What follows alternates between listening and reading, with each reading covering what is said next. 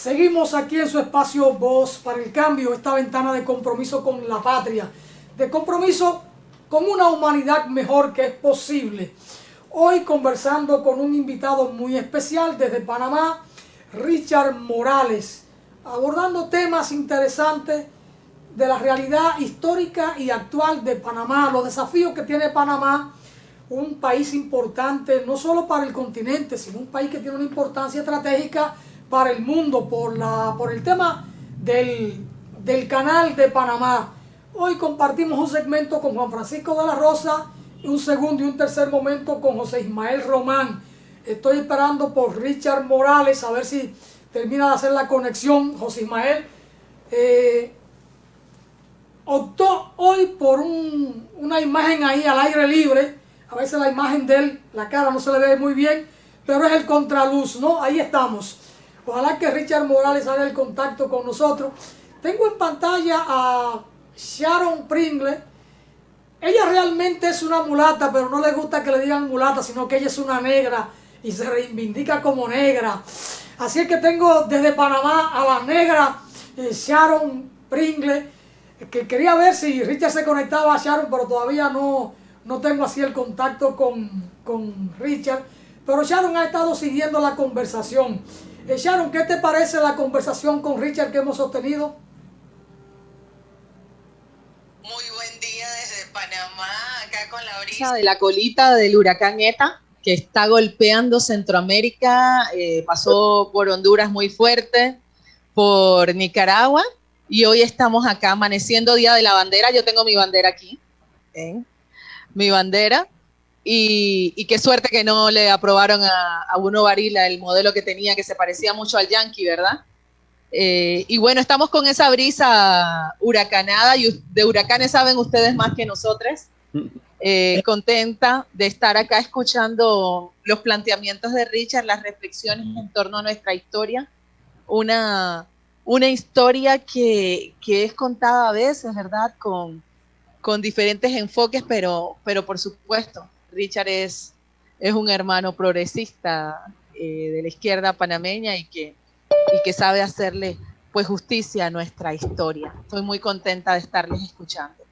Desde acá vemos a Richard como parte de un relevo generacional en la política, y digamos que en la política positiva de Panamá. Sharon, esa imagen que yo tengo de Richard, ¿es correcta?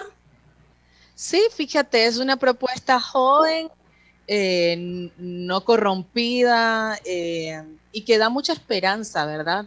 Con un discurso coherente, y estos días hablar de eso en el ámbito político es decir mucho, ¿verdad? Le tenemos muchas esperanzas. Sharon, tengo a Richard en pantalla y tengo también a José Ismael. José Ismael es uno de los grandes declamadores del país, si no el mejor hoy en día. Está compitiendo con el mejor, aunque ya él va de retirada por los años. No te pongo viejo, José Ismael, pero no es lo mismo a cuando tú tenías 20, 22 años, a que ahora que anden los 62, 63. No es lo mismo. Claro. A propósito de la fecha y la presencia de Richard, ¿tú te atreves a regalarme un poema para Richard, José Ismael y para la República Dominicana? Bueno, eso es una tarea bastante difícil, sabiendo que en la República Dominicana se gesta una poesía, bueno, los 7 días de protesta, ¿verdad? Que tienen ustedes, se gesta una poesía muy reivindicativa, pero ahí le vamos, ahí le vamos. Para introducirte digo que yo no soy citadina, tengo ya 2 décadas de vivir acá en la ciudad. Entonces, en uno de esos viajes que hacía para el interior del país, a mi oeste, vi un balcón repleto de chécheres, de cosas, y ahí nació este poema que se ha ido agrandando con el tiempo.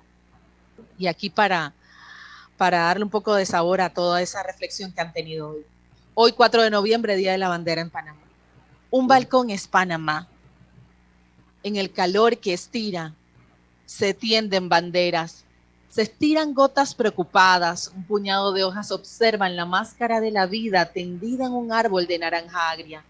Balas que desdibujan la silueta de la historia, salpicando recuerdo con olor escarlata. Ciudad de cardoncillos mudos y gargantas embriagadas. miradas de hierro que enternecen la pestaña extranjera, la tarde que se agota tirando piedritas al lomo encrespado del encierro.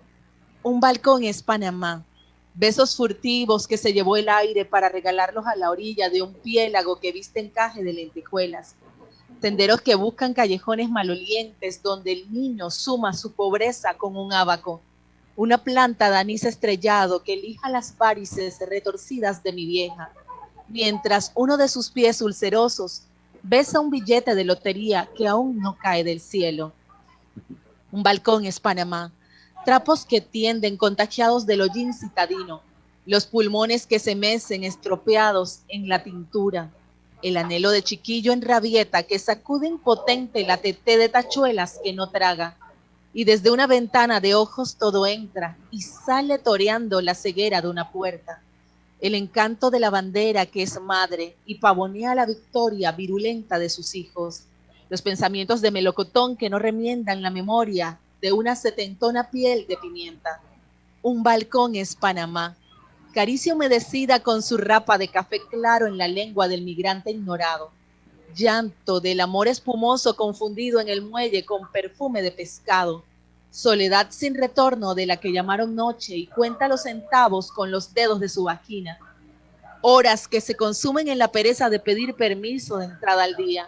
Letreros que marchan en estampida del edificio que un presidente le regalará a sus amigos. Todo atestiguado por una garrapata y un 100 pies que patinan en zapatillas en este mundo de comején. Tal vez amanezca una sábana de dólares y sea el primer premio de mi vejez.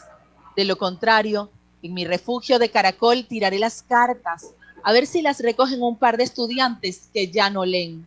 Un balcón es Panamá, un cuadrito de pared guindado de una nube putrefacta de plomo, un par de calzados engrapados con hilos de nequén, las bendiciones que se fueron nadando a la alberca de un cura burgués, el calcio que huyó de mis dientes porque la ministra olvidó firmar la orden de proceder, las grietas de la palma de una mano anciana que toca a un ladrón de corbata cada 5 años, el trabajo más antiguo de la esquina que nadie quiere reconocer, la galopante injusticia que es puta y no por ser mujer, los papeles que nadie leerá porque ya serán en la hoguera santa, sin toque de campana. Un balcón es Panamá, los regaños de mi abuela que planchó las letras seguridad social en las mangas de un juega vivo, al tiempo que un par de hombres de mierda arropan el odio con sus faldas discretas, un basurero de espejuelos que el colonialismo escupe cuando nos enamoramos de su lengua. Pero cómo odiarte mi vasito de penas con olor a licor de café, si cada tarde cuando tejo cadenetas de miseria, mi cadera de catre se menea coqueta con tu alegre brisa, cuando te columpias en mi cárcel de balcón y me enredas en una lluvia de chifón y seda, todo se olvida y me encaramo en la punta de tus 2 estrellas para peinarte, Panamá. Gracias, Sharon, muy amable. Gracias, magnífico. Todo el tiempo en el programa, solo que no encendió el video ni el audio, pero te ha estado escuchando, te ha estado siguiendo todo el trayecto de la conversación. Hay muchos temas pendientes y se van a quedar pendientes, por supuesto, nos quedan unos 15 minutos de programa. Está todo el tema de la corrupción, el tema de la población indígena. Bueno, hay muchas cosas de qué hablar todavía con el tema de la cultura, que ahí un poco hay que ver la cultura panameña imbrincada con la cultura colombiana, si realmente hay esa continuidad en términos de cultura, siendo Panamá un desprendimiento de Colombia. Pero bueno, José Ismael, siguiente interrogante. Sí, no, ya agradecer, ¿verdad?, la posibilidad de escuchar a Sharon, interesante, y ver cómo se da esa relación que ella describe de Panamá, del urbanismo con República Dominicana. Interesantísimo. El poeta con esa arma, la poeta, pues retrata como debe ser nuestras realidades.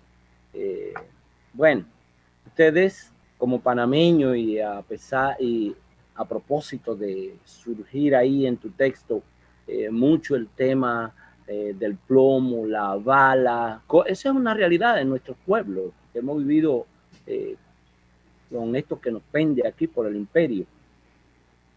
En este caso, ¿cómo esa relación que hay con Estados Unidos, cómo podrían ustedes describirla ahora a propósito que uno ve la degradación que hay en ese país, de la política, de las instituciones, un poco haciendo ese símil, Richard, también con el caso de Panamá?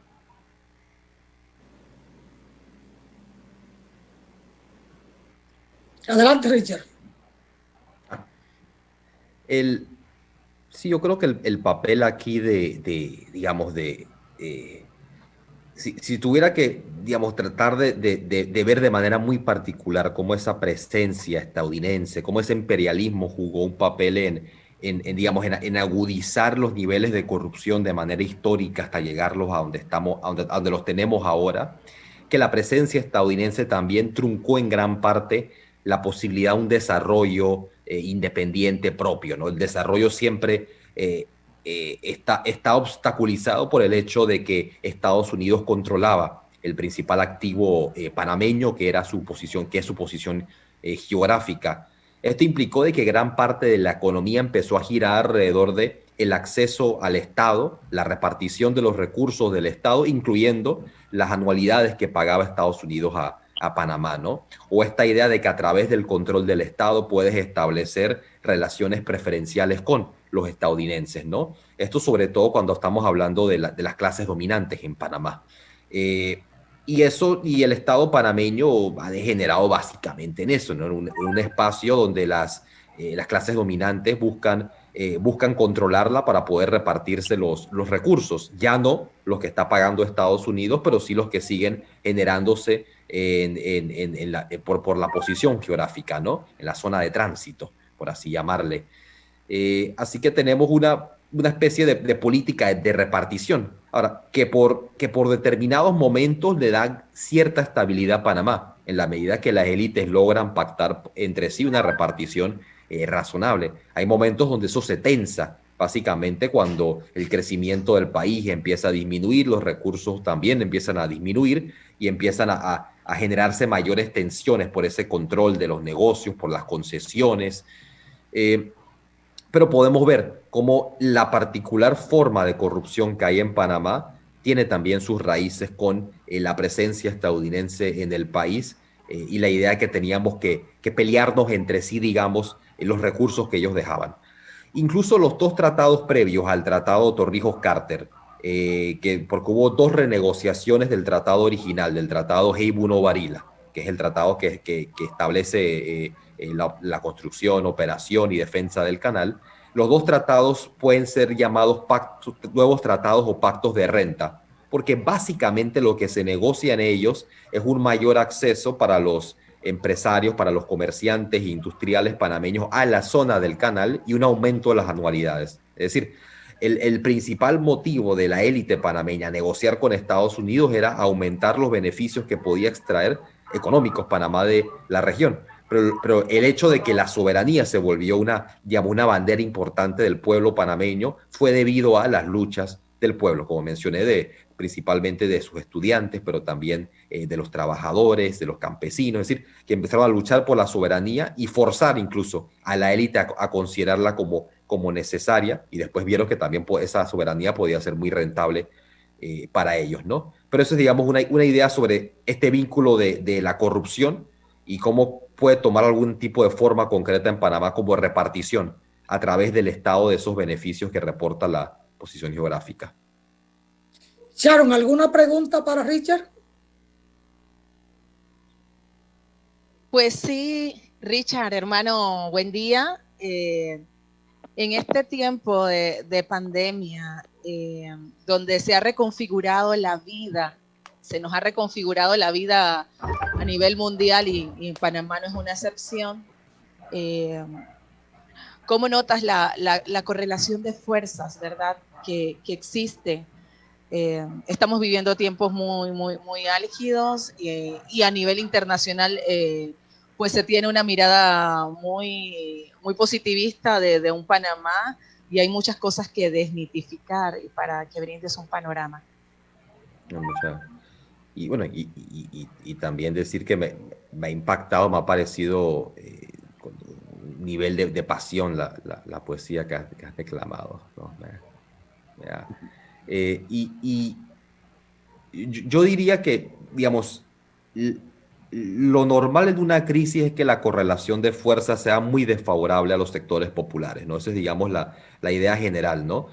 Porque hay un aumento de la desocupación, se reduce el poder de negociación de los trabajadores, de los sindicatos, que tienden a ser forzados a aceptar peores condiciones, ¿no? E incluso esa destrucción del poder de negociación o de los salarios en general con alto desempleo tiende a ser visto como parte de esas condiciones necesarias para que el capitalismo se recupere de sus crisis, ¿no? Y hemos visto cómo han logrado algunas reformas temporales, sobre todo las reformas laborales que son lesivas a los trabajadores en el país, aduciendo a la crisis que nos encontramos ahora, ¿no? Y sin lugar a duda, esta crisis por la que estamos pasando ha sido particularmente cruel con una gran parte de los trabajadores, más de 250 contratos de trabajo suspendidos, la difícil situación de los trabajadores informales. Y hemos visto que el apoyo del gobierno ha sido prácticamente insignificante dado la magnitud del sufrimiento en el que se encuentra nuestro pueblo, ¿no? Pero si algo me da esperanza, a pesar de que las condiciones son adversas a los sectores, a las fuerzas populares, sería que se han dado una gran cantidad de iniciativas, de intentos de organización y de articulación entre distintas organizaciones, entre nuevas generaciones políticas, es decir, que se está dando que hay un esfuerzo muy deliberado por tratar de organizarse dentro de la coyuntura. Y yo creo que eso es parte de la clave y de esperanza para lo que viene en los próximos años, ¿no?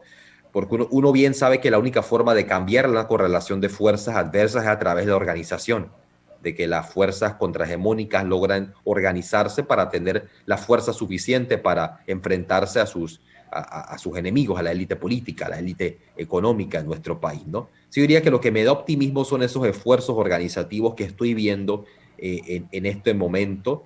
Y otro elemento subjetivo, pero creo que importante, ¿no? De que hay más gente cobrando conciencia de que el fondo de los problemas del país tienen que ver con su modelo, tienen que ver con su sistema, en particularmente porque en un momento tan difícil como este se ha visto cómo fallan los mecanismos que tiene el Estado para apoyar a la población. Se ha visto también que no ha habido un mayor desprendimiento de parte de la clase dominante en Panamá. Uno sabe que no iba a haber ningún desprendimiento, obviamente, ¿no? Pero creo que en la mente de la población sí había esta posibilidad de que hubiera algún tipo de salida que fuera mucho más equitativa, donde se compartieran más los costos y beneficios. Pero vemos que los costos se le han cargado a la población, a los trabajadores, y básicamente el Estado ha tratado de beneficiar o proteger a los sectores dominantes del país, sobre todo al sector bancario, pasando una serie de normas para evitar que se diera una moratoria real y condonación de deudas y demás, ¿no?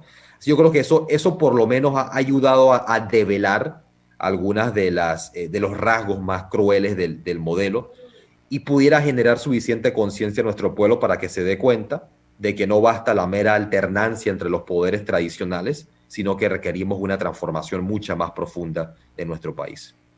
Gracias, Sharon. José Ismael, adelante. Sí, no, voy a insistir en esto. Creo, Richard, que Panamá tiene una historia, una cultura ligada a Estados Unidos. Aquí, después de la intervención, quedó el rastro del uso de los estupefacientes en la juventud, en la gente, ¿no? Por esa presencia, ¿no? Ese es uno de los arranques, pudiéramos decir. En Panamá, ¿cómo está la juventud en este momento que requiere de la integración de ellos y la presencia del problema de las drogas en las calles? No, es sumamente grave y si quisiera hacer una analogía o un paralelismo con lo que describes sobre los efectos que deja, el rastro que deja tras decir intervención estadounidense como la que se dio en Dominicana y después en Panamá, tras la invasión del 89 fue muy claro de que una gran cantidad de armas utilizadas en ese momento, de armas que pertenecían a las fuerzas de defensa o al ejército panameño, terminaron en manos